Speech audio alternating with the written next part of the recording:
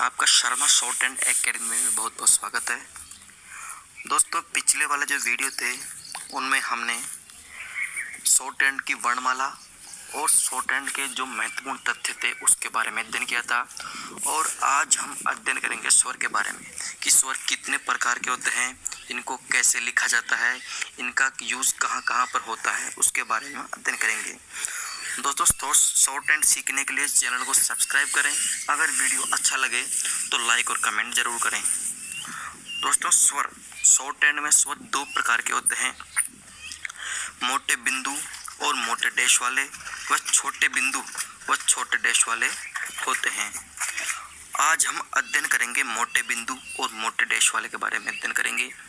जैसे ए ई तीनों एक ही बिंदु के माध्यम से लिखे जाते हैं, लेकिन अगर इनका स्थान परिवर्तन कर देते हैं तो इनका अर्थ में परिवर्तन हो जाता है। जैसे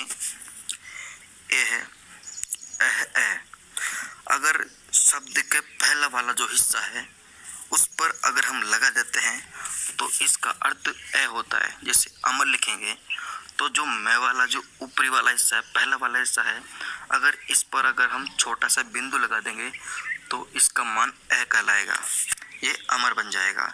जैसे अकर है, जो क वाला जो हिस्सा है पहला, अगर इसमें छोटा सा बिंदु लगा देंगे तो वह अकर हो जाएगा।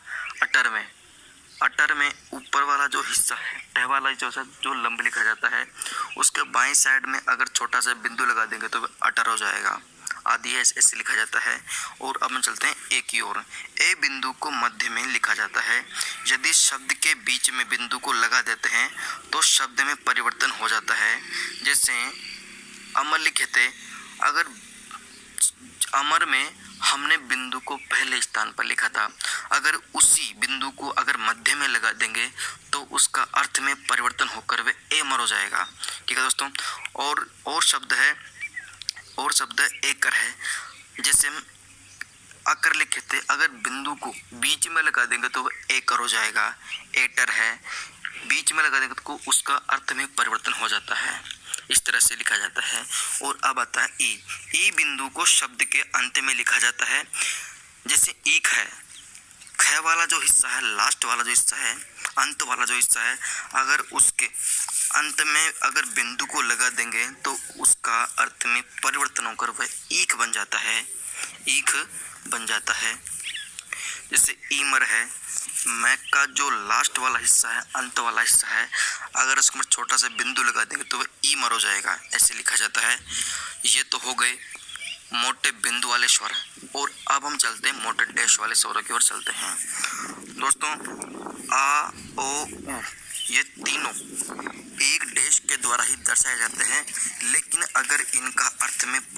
अगर इसका स्थान में परिवर्तन कर दें तो इनका अर्थ अलग अलग हो जाता है। जैसे हम आ लिखते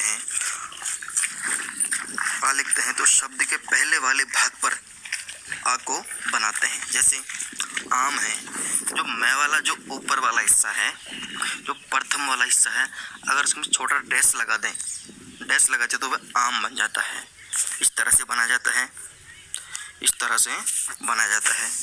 और अब आता है ओ का अर्थ होता है कि मतलब स्थान में परिवर्तन अगर हम कर देते हैं, अगर बीच में अगर डैश को लगा देते हैं तो वह ओ का रूप ले लेता है। जैसे मैं है, अगर इसके ऊपर वाले स्थान पर बीच में अगर डैश लगा जाए तो वह ओम बन जाएगा। इस तरह से लिखा जाता है। जैसे ओप है, अगर पै तिरछा लिखा जाता है, अगर तिरछे वाले स्थान पर बीच में अगर डैश लगा दें तो वह ओप हो जाता है। इस तरह से लिखा जाता है। और अब आता है उ अंत में लिखा जाता है। जैसे उन जो न है, अगर उसके अंत में डैश लगा देते हैं तो वह उन बन जाएगा, उन। वह इस प्रकार से लिखा जाता है। जैसे शब्द के अंत में डैश से ही लिखा जाता है। जैसे ऊम है, अगर मैं वाला जो लास्ट वाला हिस्सा है, अगर उस पर डैश लगा देते हुए ऊम बन जाएगा। जैसे ऊख है, ख वाला जो अंत वाला हिस्सा है, अगर उसमें डैश लगा देते हुए ऊख बन जाता है। इस तरह से जैसे ऊंट है, ट जो लंब लिखा जाता है, अगर इस पर नीचे वाला जो हिस्सा है अगर इस पर डैश लगा देगा तो वह ऊंट बन जाएगा। इस तरह से लिखा जाता है। दोस्तों आज का टॉपिक यही था और अगले वाला जो टॉपिक है, अगले वाली जो क्लास होगी उसमें हम छोटे बिंदु मतलब हल्के बिंदु और हल्के डैश वाले शब्दों के बारे में अध्ययन करेंगे। जब तक के लिए आपको बहुत बहुत धन्यवाद। ठीक है दोस्तों।